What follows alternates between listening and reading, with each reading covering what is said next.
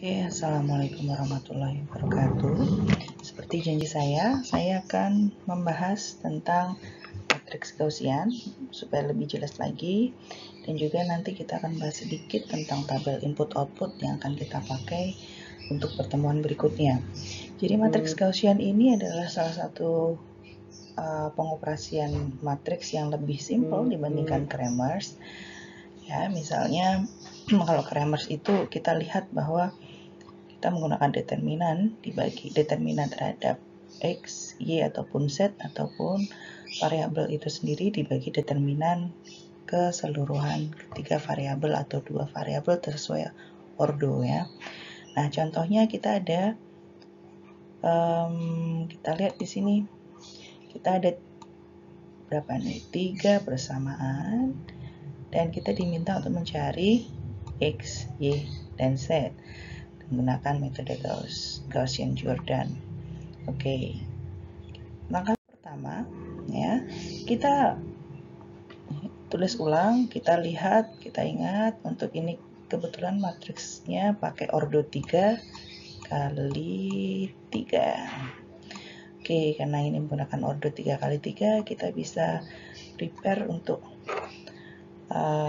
matriksnya dengan A11, A12, A13 ya. Berikutnya ini ordernya.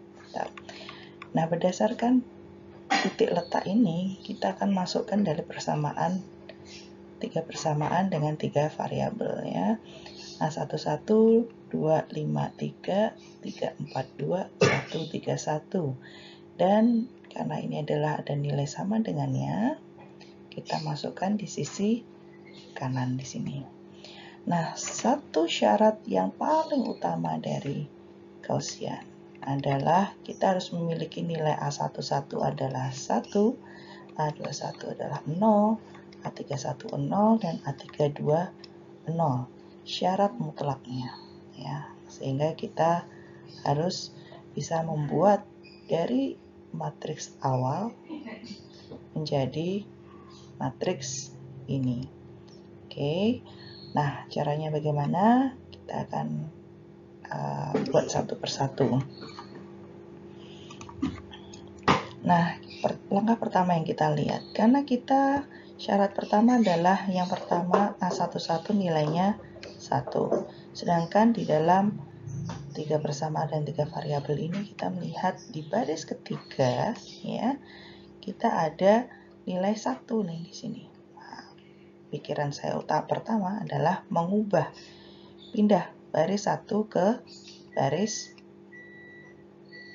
baris 3 ke baris 1. Nah, ini kita ubah, kita ganti ya. Ganti ke R3. R3 pindah ke R1. Maka kita dapatkan yang tadinya matriksnya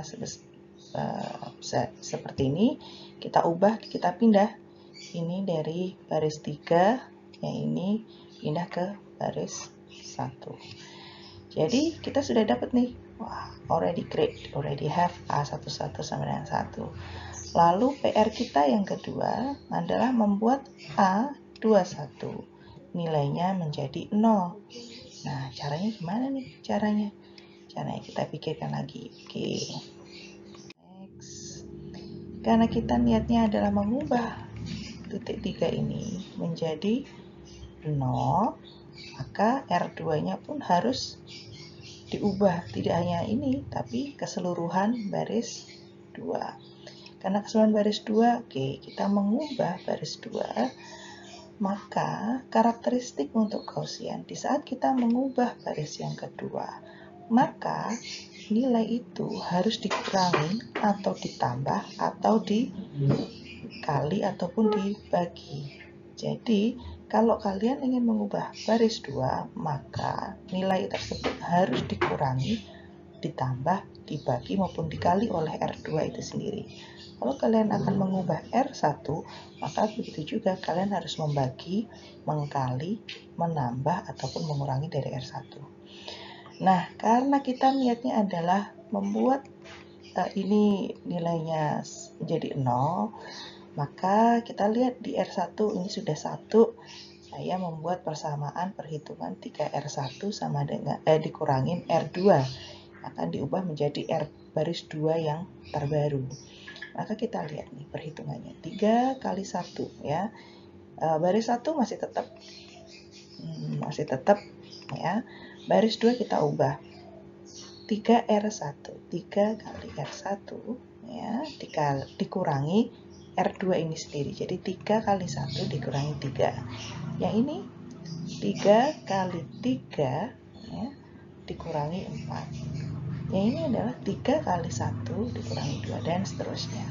Sehingga kita bisa menemukan, setelah ini kita hitung ya, ini R3-nya tetap karena kita hanya mengubah R2.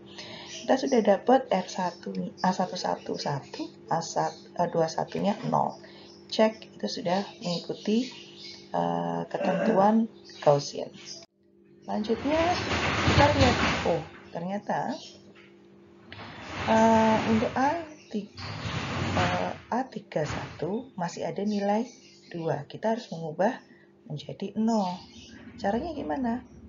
Ingat, kita mengubah berapa ini? Baris ketiga atau R3.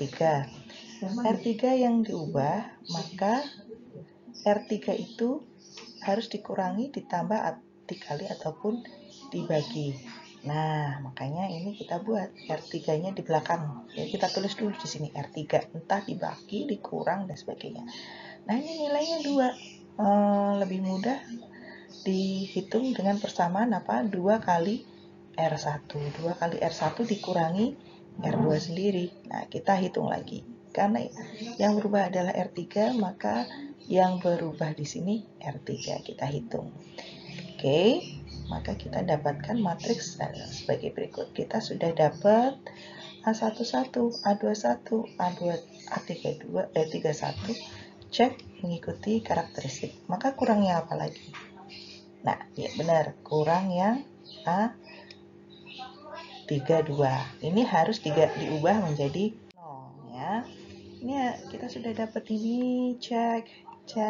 Tapi ini harus diubah menjadi 0. Diubah menjadi 0, A32 menjadi 0. Tetapi tidak boleh mengubah nilai A1, A2, dan A31. Tidak boleh mengubah nilai ini, karena ini harus tetap ya. Mungkin kalau mengikuti cara yang pertama tadi, oh gini aja Bu, 3R1 dikurangi R3.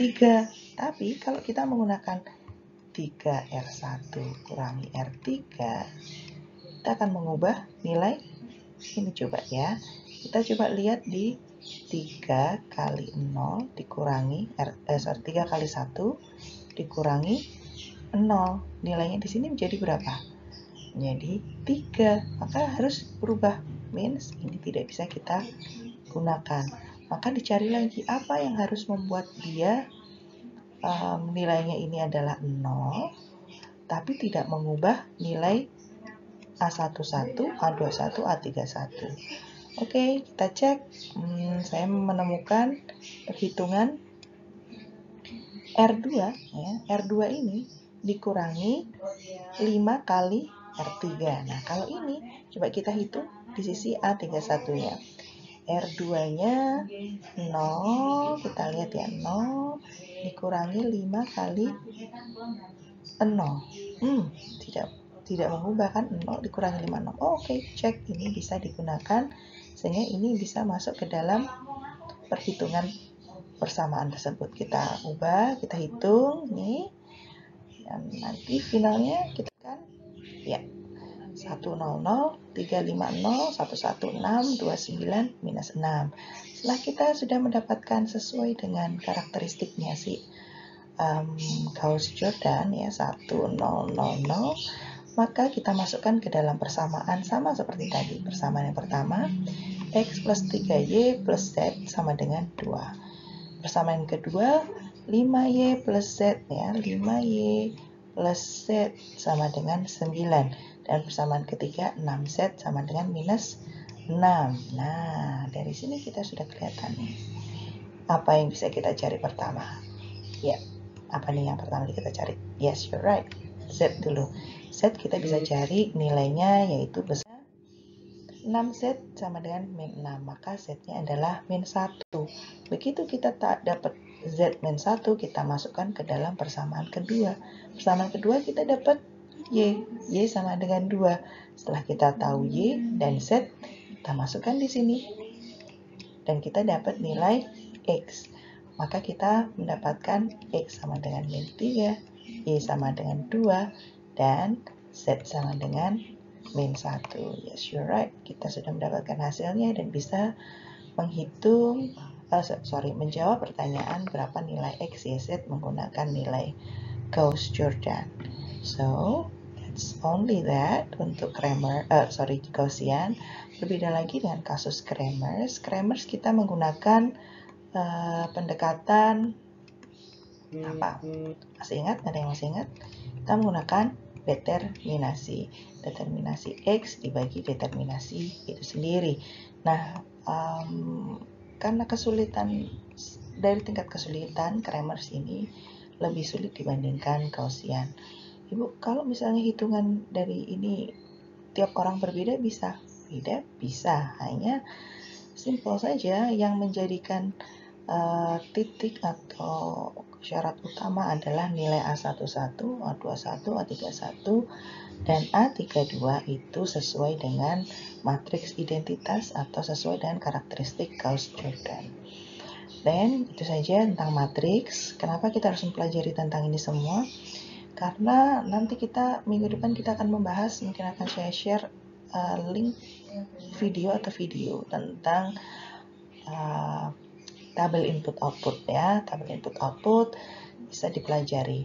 Apa sih tabel input-output? Nah, tabel input-output di sini nanti akan membahas tentang output dan input ya. Misalnya sektor pertanian produksi 100 kg brokoli. 100 kg brokoli, kalian pasti tahu pertanian itu pasti akan menjual ya, menjual brokoli itu sendiri. Tapi tidak hanya brokoli itu dijual sendiri ke pasar, tapi dia pasti akan di stok ke tempat yang lain. Contohnya ke sektor jasa. Sektor jasa misalnya catering dan sebagainya, UMY buka gitu ya. Nah, mereka setor. Nah, contohnya dari 100 kg brokoli, 40 kg-nya dijual sendiri pertanian ke sektor pertanian, 30 kg dijual ke sektor jasa atau catering, dan sisanya 30 kg dijual ke sektor industri. Contohnya sektor industri dia ingin buat makanan bubur bayi gitu ya, dari brokoli asli, jadi dia akan setor ke industri juga, sehingga outputnya nilainya sama 100 kg. Nah, kita ingat lagi tadi dari sektor jasa 30, sektor jasa pun karena dia ambil dari pertanian ya, 30 kilo sektor jasa yang dia jual sendiri, untuk jasanya dia sendiri karena dia catering ya, UMY buka 20 nilai output dan inputnya. Dan untuk industri, karena mungkin ada beberapa industri butuh makanan ya, makan siang pegawai dan sebagainya, mereka setor ke sebanyak 15 nilainya, maka nilai outputnya 65. Nah, nilai output ke kanan dan nilai input ke bawah itu harus equal ya, harus sama. Kita lihat di sini 100, 65 dan 55. Nah, dari tabel input-output ini kita akan membahas tentang teknologi, ya, serapan teknologi, sektor unggulan. Oleh karena itu, matriks sangat dibutuhkan. Ya, komponen matriks ini sangat dibutuhkan untuk perhitungan tabel input-output. Oke, segini saja. Nanti kita akan membahas lagi untuk video berikutnya tentang tabel input-output. We'll meet you again next week insyaallah tentang tabel input output. Jangan kaget, besok saya akan kasih penugasan sebagai pengganti UK. Oke, terima kasih teman-teman. Kita ketemu lagi insyaallah lewat video berikutnya. Salam, tetap sehat. Jangan lupa makan makanan sehat, istirahat cukup. Insyaallah badai COVID-19 akan berlalu. Oke, terima kasih. Wassalamualaikum warahmatullahi wabarakatuh.